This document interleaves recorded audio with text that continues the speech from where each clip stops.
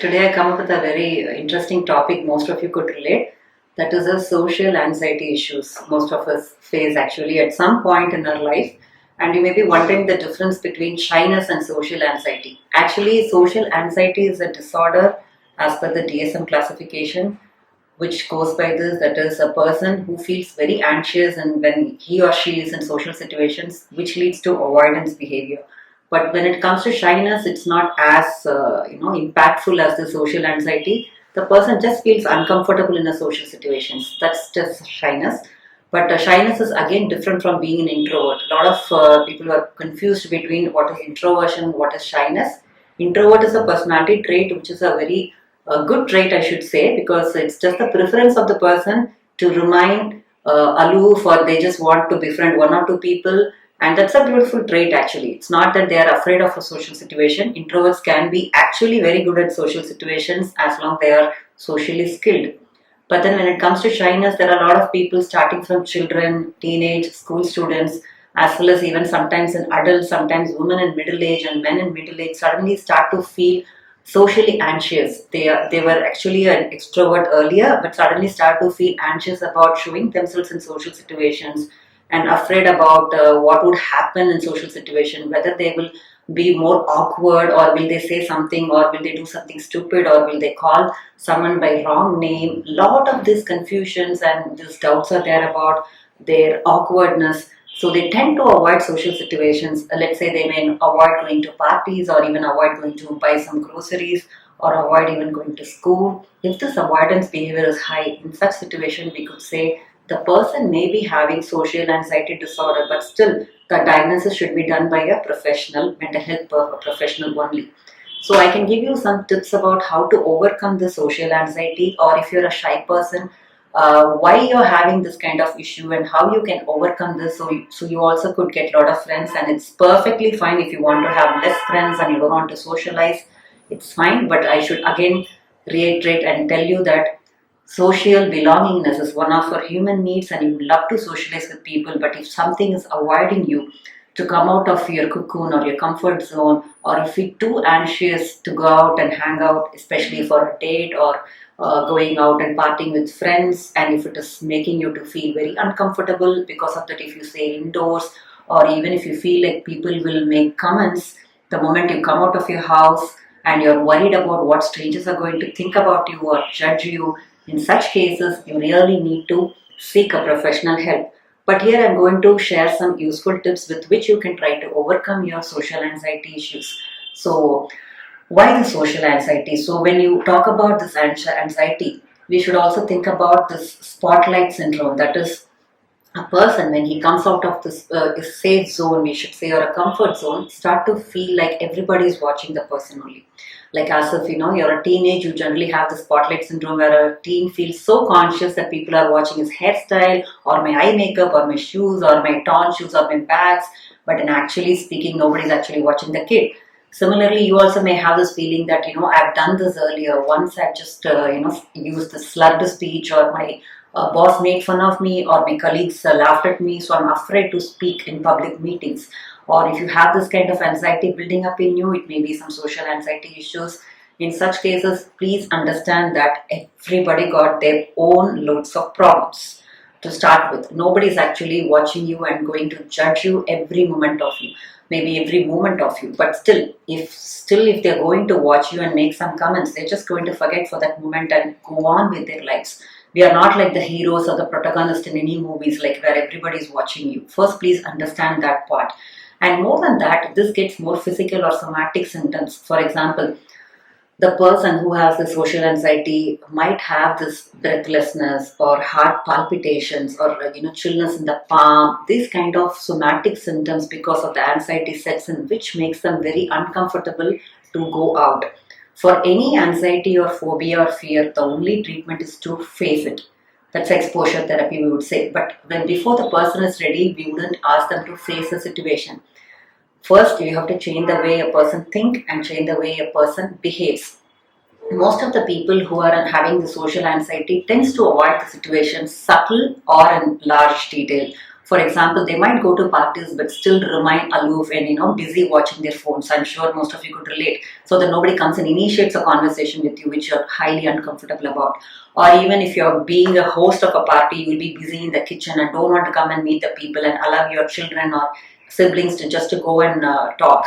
And in even an office meeting or something, you would ask or encourage another person to speak up so that you would be the last person or you would skip the meet.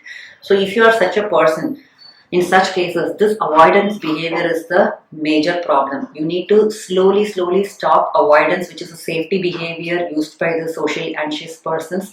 But first of all, how do we do that? The core problem of social anxiety issues is that they are having the fear of rejection, and they are very afraid about comments from other people, because maybe they have done something earlier, or even without any such awkward moments, people start having this kind of anxiety issues as well.